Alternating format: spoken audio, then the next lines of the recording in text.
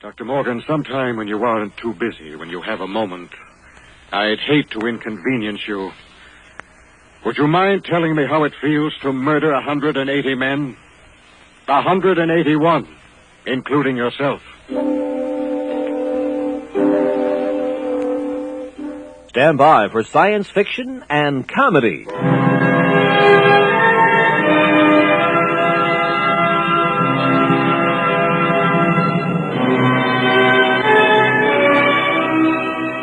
Hello, Victor Ives inviting you to join us here at the Golden Age of Radio Theater.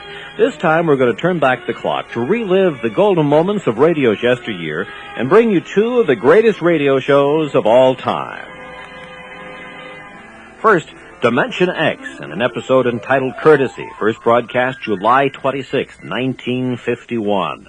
And then later this hour, Get Set to Laugh with Edgar Bergen and Charlie McCarthy, and special guest star, movie star Claudette Colbert. Adventures in time and space, told in future tense. Dimension X.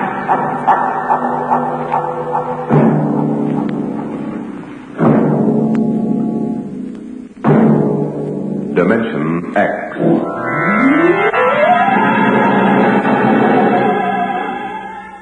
Courtesy. This is the story of the second expedition to the planet of Landro.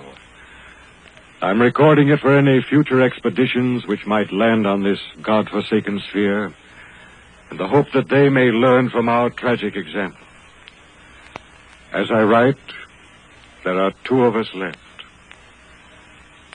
2 out of an original complement of 180 men.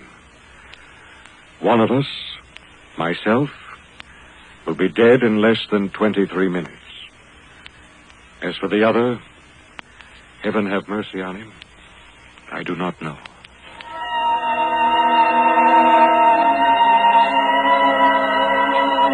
On June 3rd, 1997, less than 2 months ago, the last of our supply ships blasted off from Lando for their return to Earth. After it had gone, I remember looking out across the plain at the dead city, one of thousands that dotted this planet. It had tall, graceful buildings, atomic power systems, vacuum conveyors, all perfect, all deserted, all ominous. How had it happened? The best guess was that the plague had frightened the original inhabitants of the planet so that they'd piled into rocket ships and headed for some distant planet. I often wondered why a civilization so advanced as Landro could not find a serum to beat the plague. It had taken our Earth doctors less than 6 months to develop an immunization method. Well, maybe those aborigines back in the hills knew the answer. That strange, ugly little people who had taken to the caves the day we landed. I was thinking these things when something happened that gave me the shock of my life. Good evening, Captain. Oh, what brings you here, Doctor? It's the matter of the serum, sir. Oh, what about the serum? It's no good. No good? It's too old. 10 years too old. But didn't you examine it? Yes, I did, but, well, my eyesight has been failing lately. Are you aware, Doctor, that the last supply ship has returned to Earth? Do you know we'll have no more contact for 2 years? Just, how long do you give us? Well, the present immunity will last a week or so. Then, without booster shots, it's just a question of time until someone picks up the plague. After that... What about the natives? They don't die from the plague. The accepted theory is that they have developed an immunity. Well, suppose they haven't developed an immunity, Doctor. Suppose they get the disease. Then they must have a treatment for it. If they don't, there would be no natives. Would you be willing to go on an expedition to the hills to find out? At this point, Captain, I'd be willing to do anything. Absolutely anything. I am truly sorry. You're sorry? Dr. Morgan, sometime when you aren't too busy, when you have a moment, I'd hate to inconvenience you. Would you mind telling me how it feels to murder 180 men? 181, including yourself. You're listening to Dimension X on the Golden Age of Radio Theater.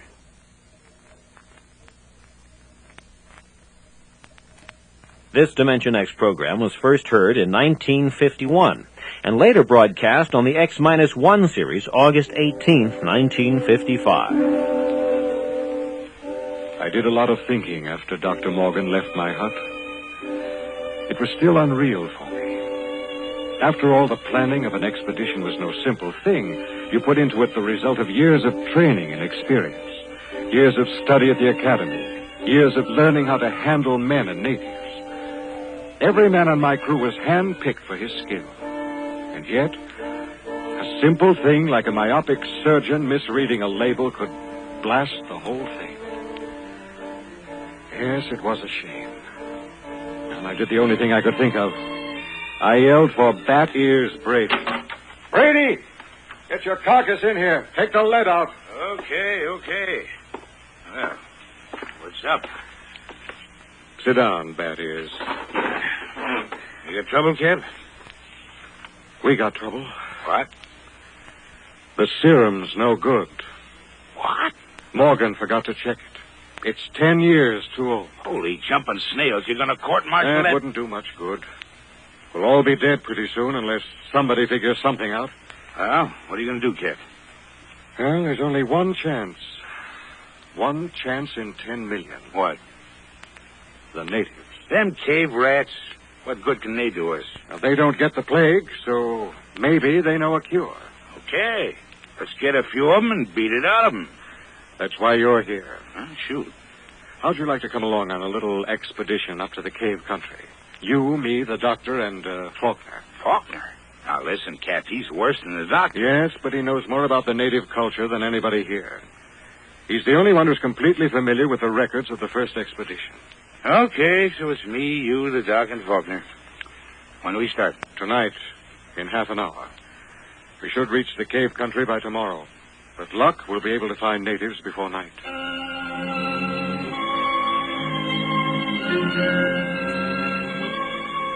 Benny Faulkner was the expedition anthropologist. One of the most unfortunate-looking individuals I've ever met. An ugly man with large ears and a big nose. His body was small and consumptive, but he had a good brain, and he was the best anthropologist the Interplanet Institute could recommend. He and Dr. Morgan were the only two civilians on the expedition. We set out, and after several hours hard walking... Cap. What is it? Don't look now, but very slowly turn your eyes to the right and look behind that big yellow rock. Okay. You see anything? No? Now keep looking. Don't stop walking or let on. Okay. There. Yes, it looked like a shadow or something. It's one of them gimpos. He's been following us now for almost an hour, dodging in and out behind the rocks. Shall I bring him in? No, not yet. Just pretend you don't see him. Tell the others if they notice to show no fear. There's nothing will start these simple-minded cavemen like fear.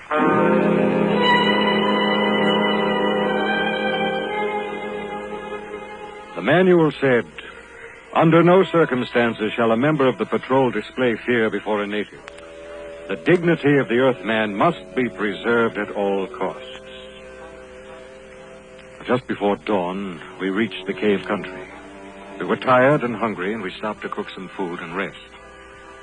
Everything was quiet. There was no sign of the gimpo which had been trailing us until... Okay, get in there, you sneaking little monkey man. Come on, before I break this shovel on your stomach. Yeah, what's the trouble? Cap, I caught me one of these gimpos sneaking around outside the tent. Bring him in the light of the fire. We can get a look at him. Faulkner? Yes, sir?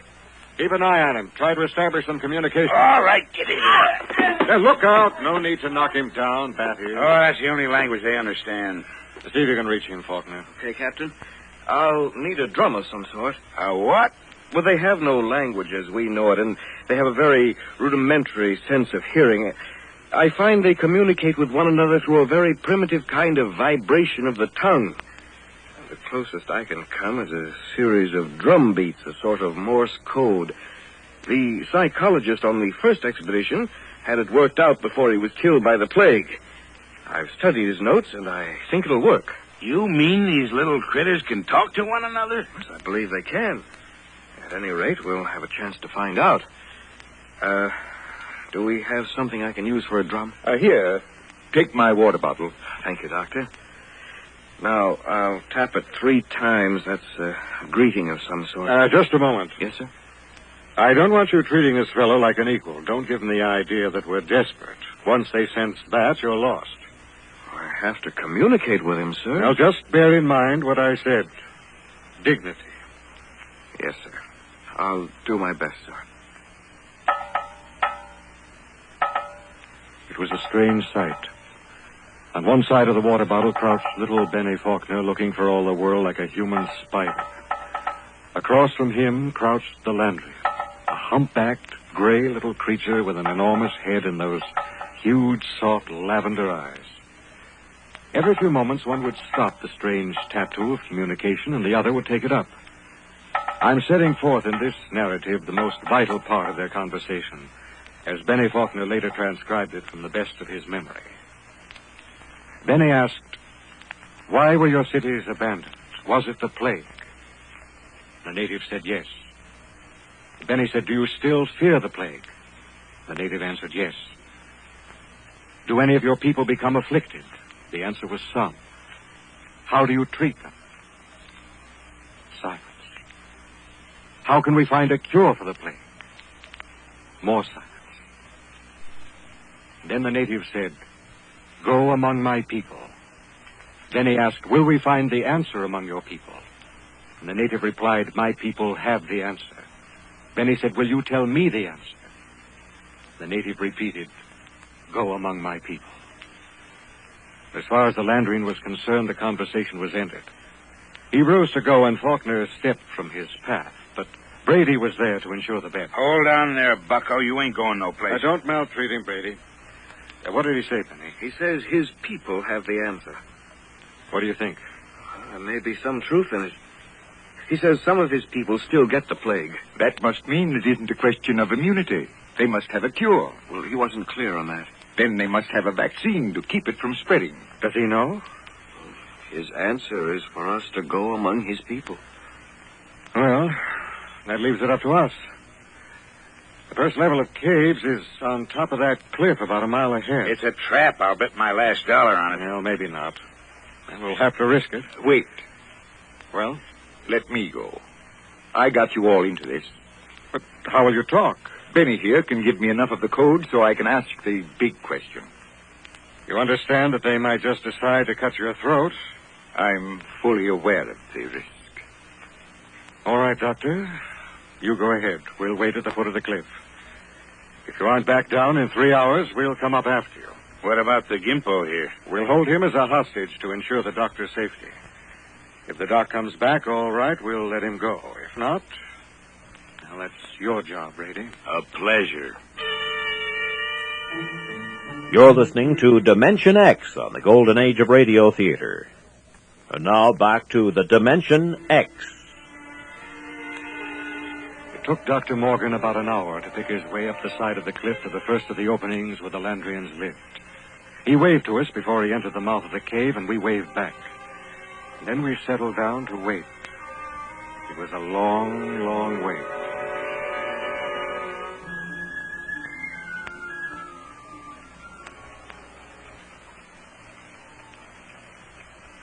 Eight o'clock. He's been up there more than 3 hours, Cap. Well, we'll give him a little more time. It's getting colder. Let's keep that fire going. How much longer are you going to wait, Cap? Oh, we've got lots of time. You'd think we'd have heard of something by now if they was going to knock him off, I mean. No, not necessarily. Wait. Look, up on the cliff. That's him, all right. Hey, what's he running for? Oh, no, he looks scared. That crazy fool, if he don't look out... Doctor! Dr. Morgan, look out! Look out!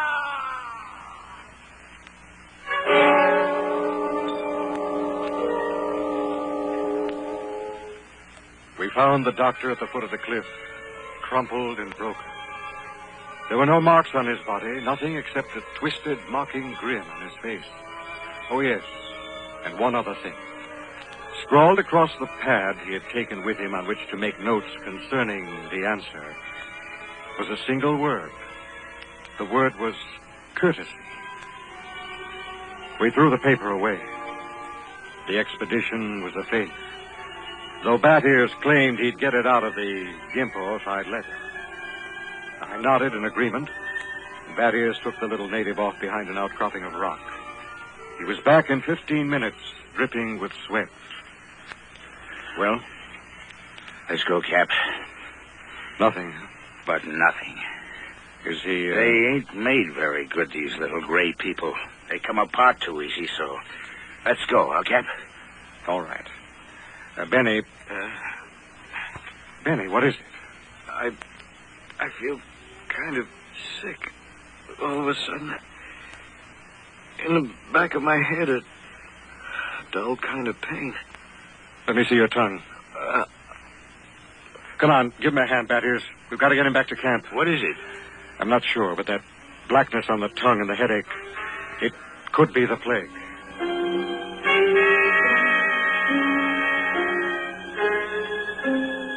By the time we got Benny Faulkner back to camp, he had the red spots on his body, and then the fever began to rage.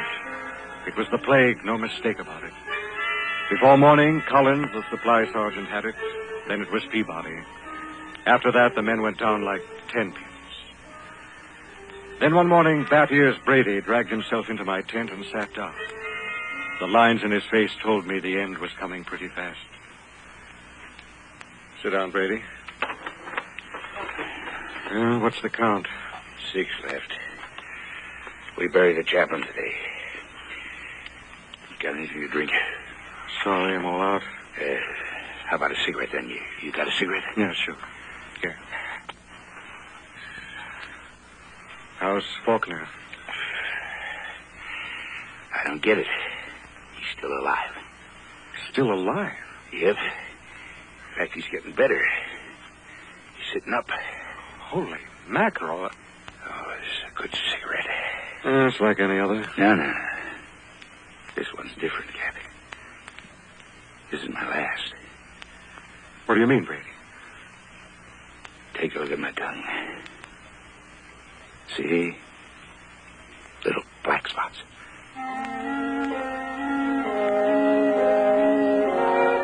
Somehow I managed to get him into bed.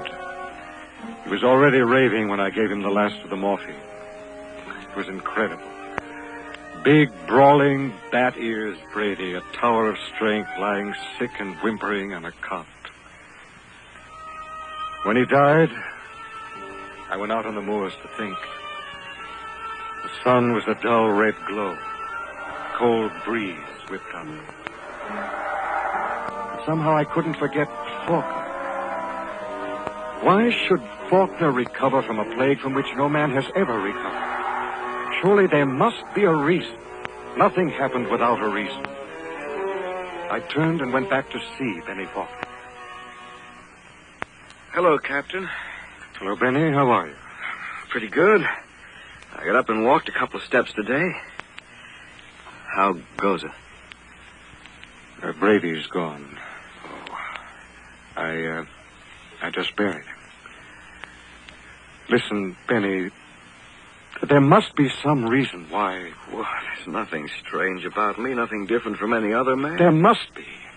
You survived the virus. But Benny, I want you to tell me everything you know about yourself, everything you can remember. Because somewhere in your makeup is some little thing that makes the difference. If I can find that thing, then maybe I can do something to save myself and the rest. Even if I can't, at least I can leave a record for any future expedition that comes to Landro. Okay? Okay, Captain. Where should I start? At the beginning. I'm going to take notes. Well, I was born on the 2nd of July in 1971. My parents were ordinary people. My father was...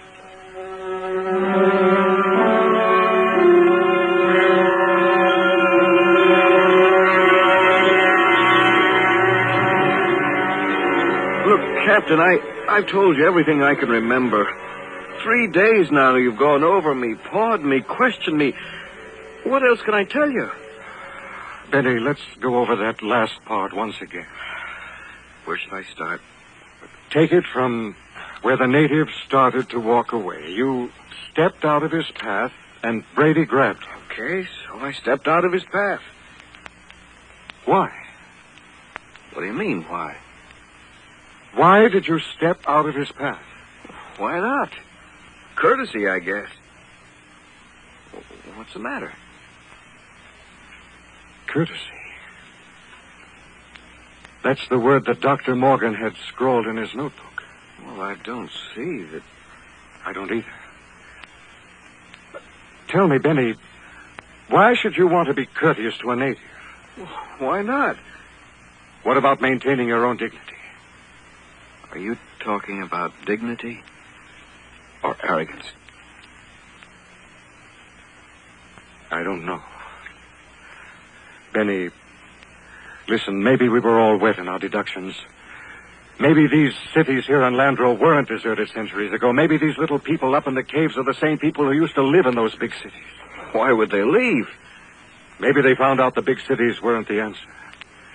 Maybe they found out that civilization doesn't necessarily bring happiness. So they just packed up and left. Returned to the simple. No, it doesn't make sense. You're forgetting the plague. What is the plague, Benny? Well, I don't know. Is it a virus? I don't think they ever found out. You know what I think? What? I think the plague is nothing more than what we know as greed and arrogance. Captain, you're going off your rocker. I think maybe we're in line to die, even if the serum was good. In fact, I don't think the serum had anything to do with it. Oh, I never heard anything as crazy, fantastic in my life. No? Well, I think I'll go back to my tent and finish writing the report. I am beginning to sweat a little.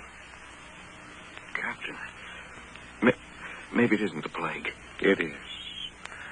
I've seen it too many times to kid myself about it. Maybe hot compresses or something. No, Ben. Listen, Captain, you don't believe that junk about courtesy, do you? I mean, that's a lot of nonsense. You must know that. Holy mackerel, Captain. You do believe it, don't you? Good night, Benny. I think I'd like to be alone for a while. Okay. Good night, Captain. Maybe the supply ship will be early. You can probably stick it out. Sure. Good night, Captain.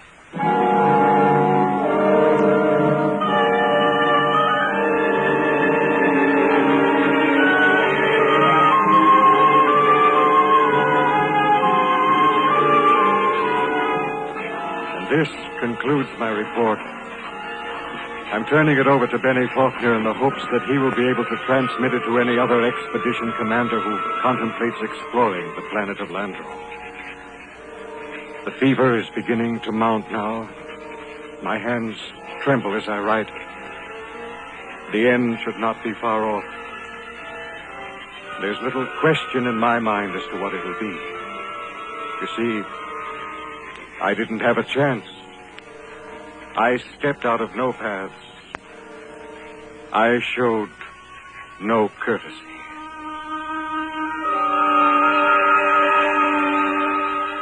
From July 26, 1951, the Golden Age of Radio Theater has presented Dimension X. Now it's time for comedy with Edgar Bergen and Charlie McCarthy. From May 16, 1943, our special guest stars are Claudette Colbert and Rags Ragland.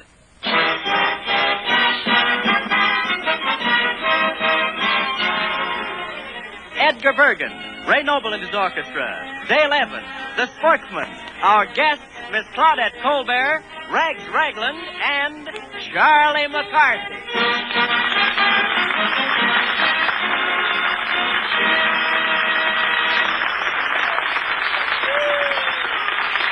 Hi, everybody. Hello, Dale. Hello, Charlie. Oh, Dale, you look so pretty today. Now, Charlie, none of your blarney, McCarthy. No, I mean it, really. You're my tonic. Oh, yeah? Yeah. Your hair is like spun taffy glistening in the sun. Your lips are like homegrown strawberries. Oh, really? And your eyes are like blueberries in a bowl of milk. Gee, that reminds me, I'm hungry. Well, that's it. Ray, go ahead and play while I go out and get something to eat, will you? A fine thing.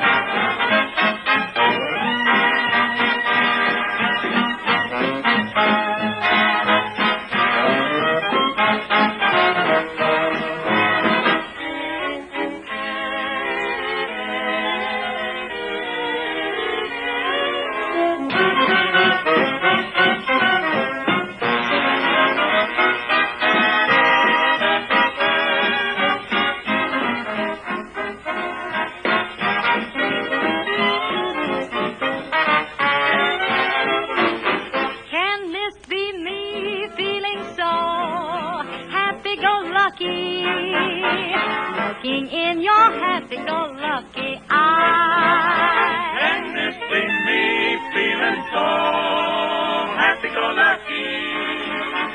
Me what's always acted so smart and wise. Can this be me singing, oh, everything's lucky, following you in your happy-go-lucky way. Say, if it's me feeling so happy-go-lucky. Pardon me while I can't forget to say, hey, heaven bless this happy-go-lucky day.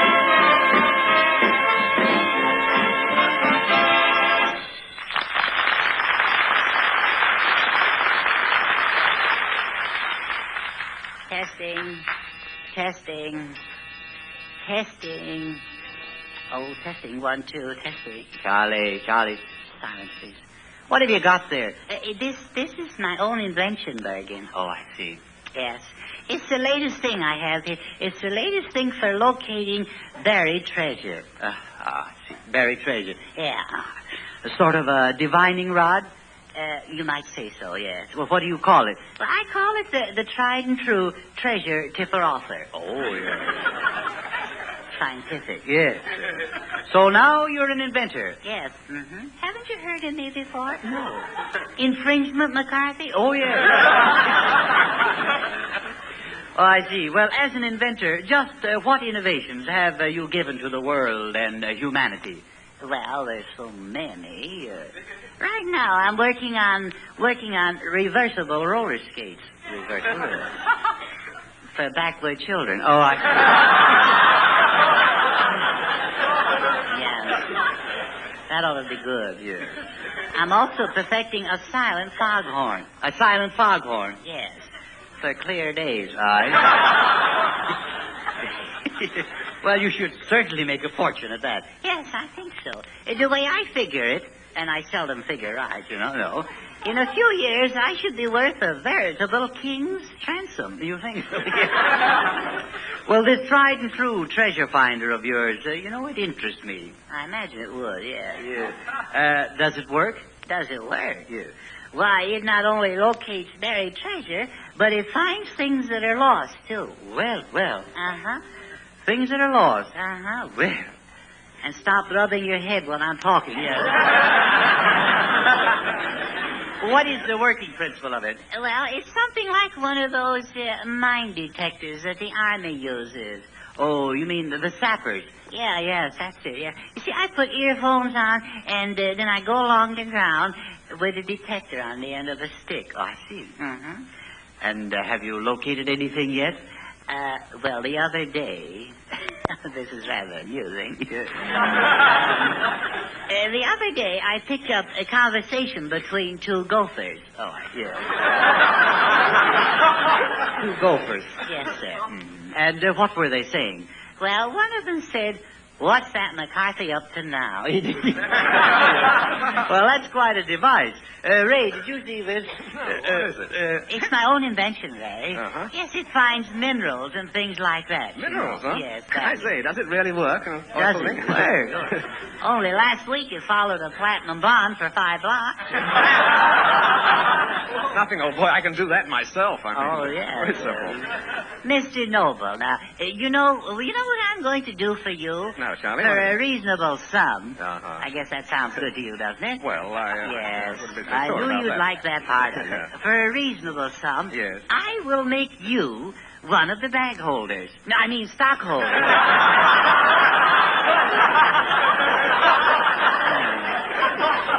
Well, of course, Charlie, if it's a stock proposition, I don't think really that I'd be interested, you know. You don't think you will? No, I'm afraid not. Is that a definite no? Well, I think you might take it so, Charlie, You think yes. it might be, Well, that's as close as I hope to get, yeah. Mr. Noble, you might get your money back the first week. You might. Yes, I might, yes. Haven't you ever lost anything that you'd like to find? Well, Charlie, as a matter of fact, I did. See? Yes, well, 3 summers ago, Mhm. I went swimming down at Santa Monica, Hmm? and I lost something. Your trunks? It embarrassed me. No, I lost a gold signet ring. Oh, well, that's too bad. Yes, yes. You see, it wasn't so much the sentiment. It was the price of the thing. Did you ever find it? Oh, well, we looked and looked. Oh, we even sent a diver down. You did? Yes, it was nowhere to be found. Ah. But, 2 years later, Charlie, the most remarkable thing happened. Well, do tell us. It was remarkable, Yeah. Yes, I was fishing at the Yeah. same spot. Yeah? And I caught an 8-pound flounder. I know what's going to happen. Yes. And I brought it home for dinner, had some friends over. It was Oh. delicious. Oh, that's nice.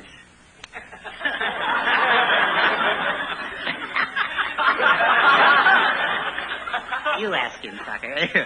Well, what about the ring, Ray? Oh, the ring? Yes. Oh, I never found that. Oh, you think?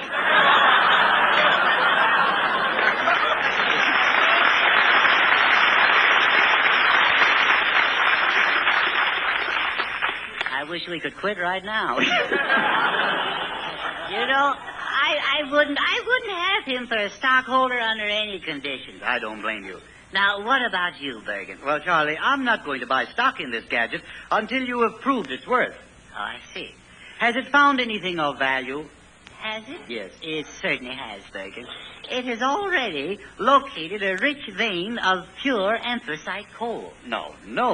Do you mean to say that you have found coal? Uh-huh. Where? Right in our backyard. Is that right? Yes. I was pushing the machine along when the indicator started indicating. Yes. So I started digging. Yes. And I found coal 6 feet under the ground. You did? Mm-hmm. Well, now, that is hard to believe, Charlie. I know it, believe it or not, but I've already sold 8 bushels to the janitor. You have? Uh-huh. He said your coal bin was running very low. Here. Now, wait a minute, Charlie. Huh? That doesn't sound right. My coal bin should be full. Yes, but it wasn't. I see. Charlie, Uh-huh. where have you been digging? Well, right at the side of the house. Side of the house. What side? Well, the left or the you know the side where the coal bin is. Yes. Yeah, oh my goodness. You know what I think I've done, Bergen? Yes. I know what you've done. You've been selling me my own coal. No, I have. You certainly have. Well, in that case, I'll give you a special price.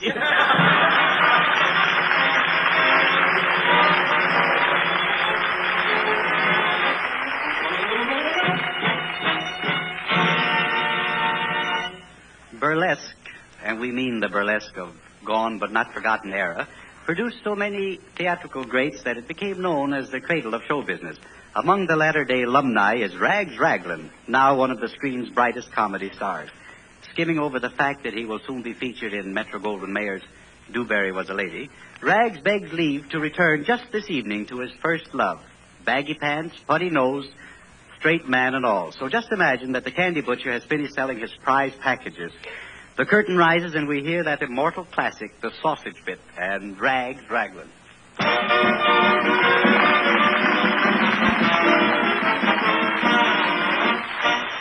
Well, this must be the place.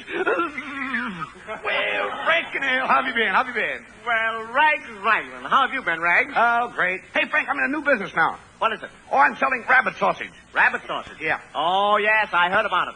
I heard that you put horse meat in your rabbit sausage. Somebody said that I put horse meat in rabbit... That's what I heard. That is a lie, a falsehood, a fib. Somebody said that I put horse... Well, I wonder who the stool pigeon was. Oh, then it's true you do put horse meat in your rabbit sausage. Well, just a little. What do you mean, just a little? About 50-50. What do you mean, 50-50? One rabbit and one horse.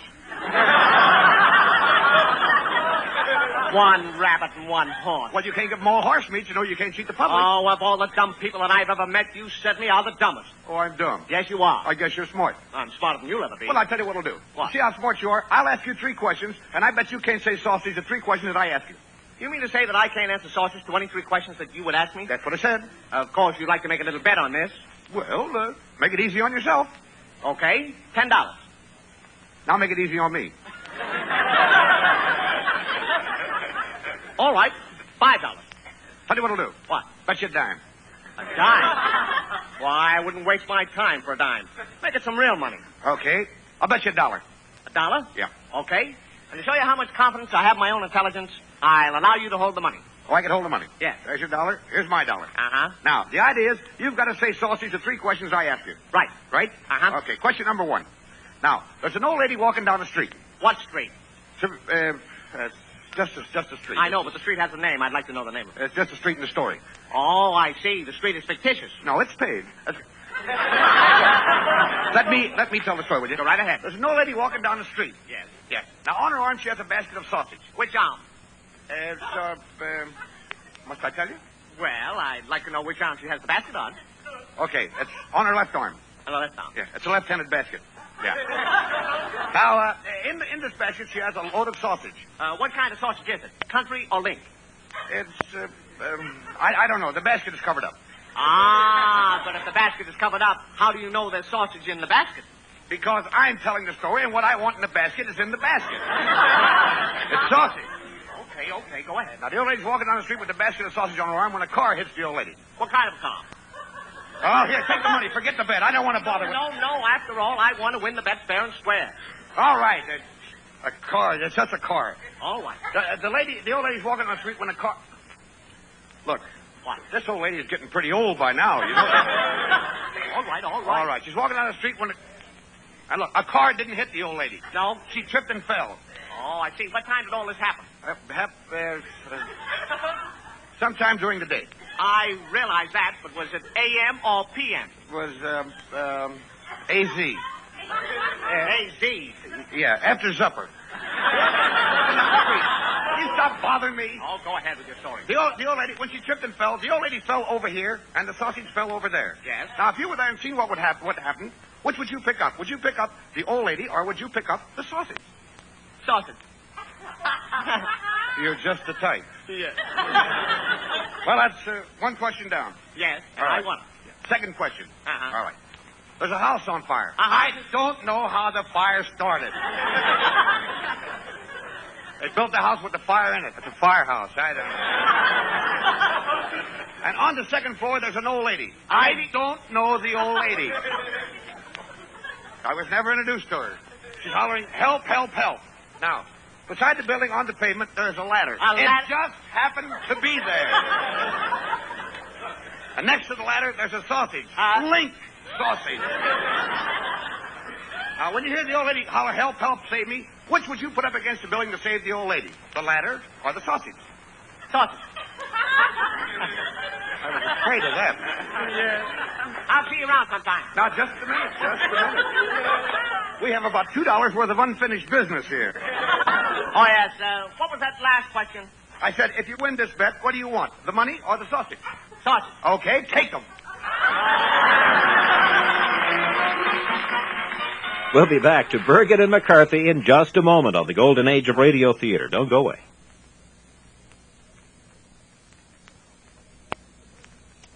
Now, once again, Edgar Bergen and Charlie McCarthy. There's a welcome change of scene whenever day 11 passes by. So have a share of loveliness as Dale sings change of heart. A change of heart for no good reason. A change of heart like a change of season.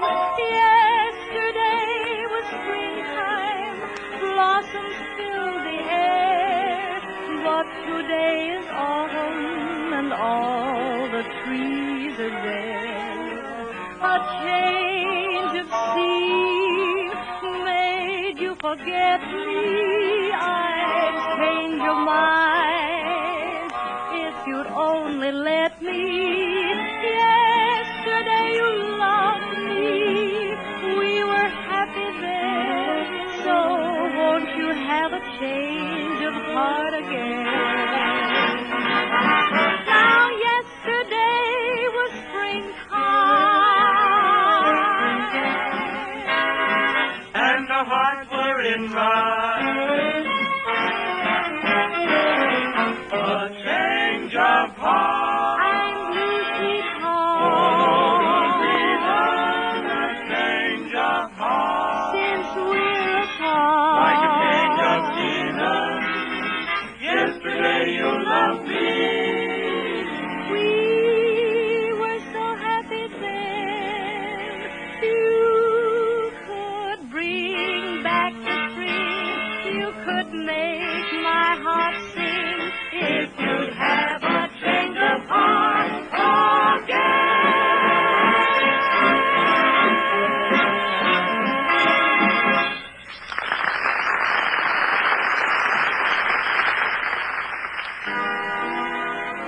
A visit by Claudette Colbert is always an event in Charlie's life. Charlie's anxiously awaiting a chance to talk to our lovely and charming guest.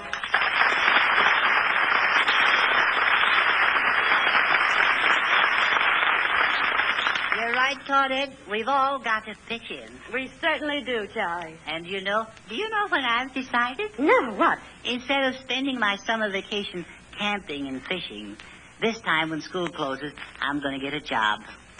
Yeah, that's what I'm doing. I'm going to get a job. I heard that, Charlie. I thought you would, Bergen. Yes. And I want you to know that I'm proud of you. You know, when I was a boy... Oh, now come. Don't give us that old salt mine routine. I was going to say that I enjoyed working when I was a boy. I've always been a breadwinner. Yeah, breadwinner, yes. Mm. But I'm the little guy that put the jam on it for you.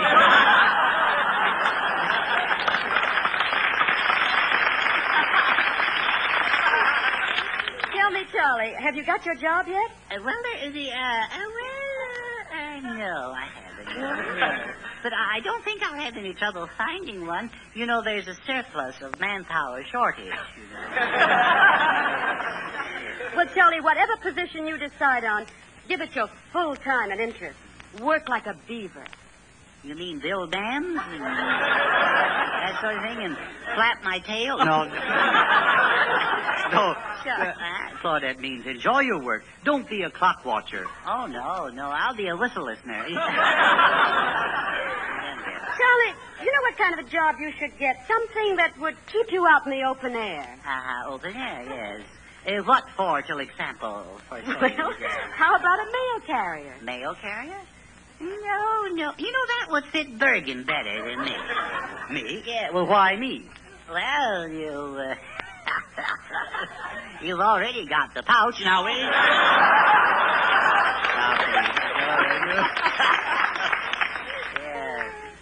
Charlie, I have an idea. Instead of looking for a job, why don't you spend the summer with me on my farm?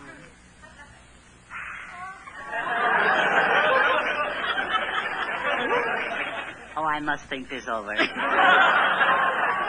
I thought it over.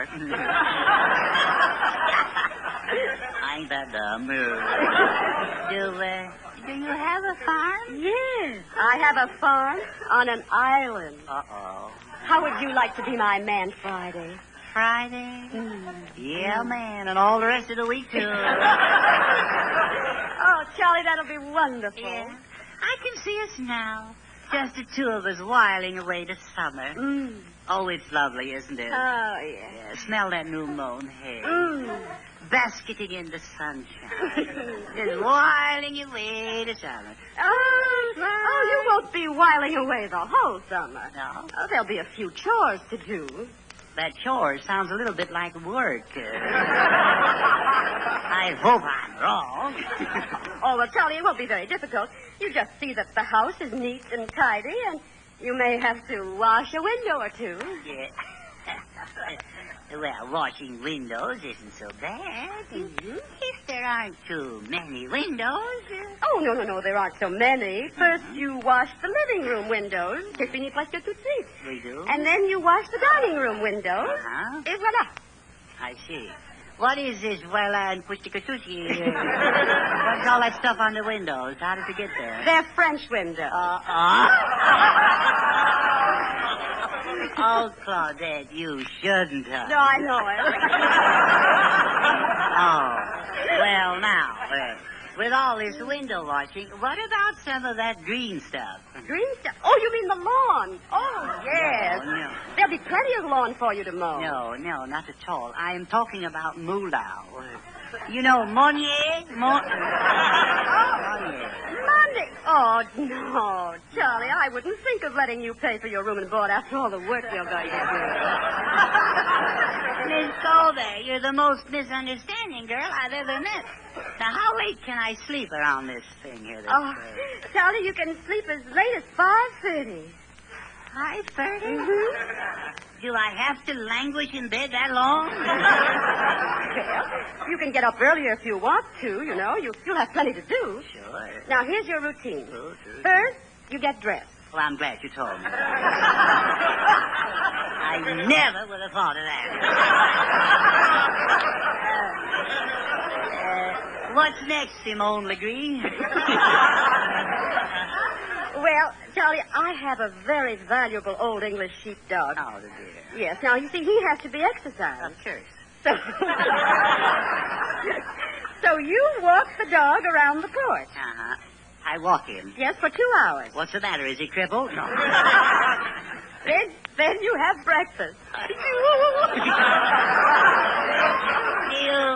Do you think I should take time off for breakfast? Oh, yes, Charlie. 10 minutes. Oh, thank you. If I can finish eating in 8 minutes, you won't hate me if I loll around the other 2 minutes. No, not at all. You must have some time for recreation. Yes, you're right. What island is this farm on? Alcatraz?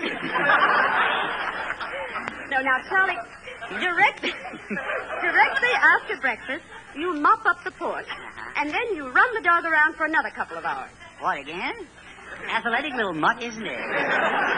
Well, you see, running the dog around the porch builds him up. Yeah, but it tears me down.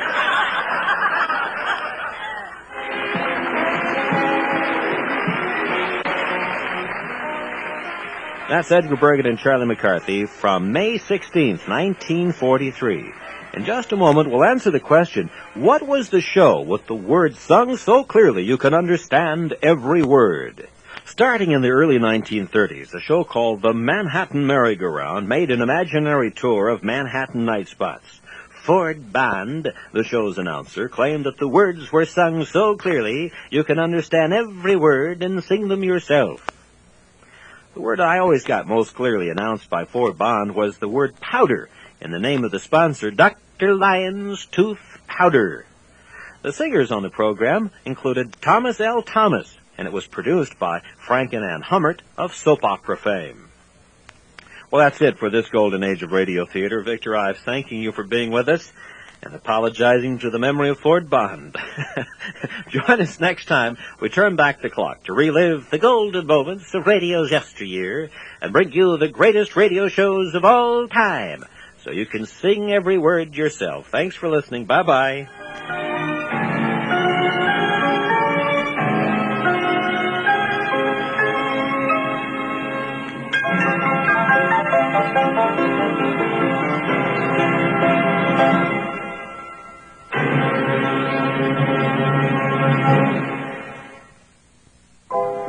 For a copy of today's program, call 1-800-326-0296 and refer to show number 13. That number again is 1-800-326-0296. And remember to refer to show number 13